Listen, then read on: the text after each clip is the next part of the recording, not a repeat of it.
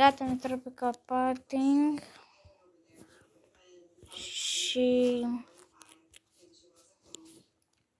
trebuie să mergem la niște motocicletă. E un drum foarte lung și așa că nu vă țin mult. Fraților, am luat o altă mașină că aia nu mai mergea, se bucuise și încă n-am găsit alea.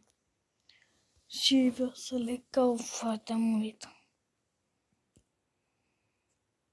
Am puțin lag. Am puțin de lag și...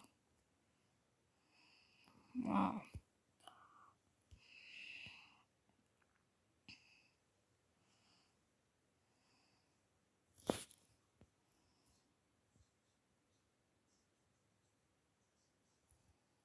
Mamă, ce mă enervează.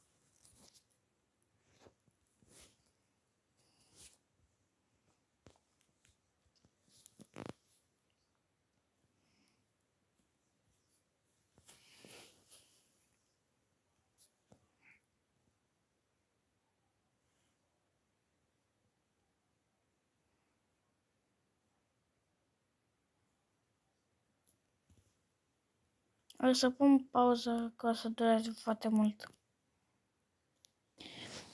Auziți, nu le-am găsit, așa că cam atât a fost și cu episodul. Facem și partea a doua dacă cam atât a fost și cu episodul azi, dacă nu, ne vedem data viitoare. Pa, pa!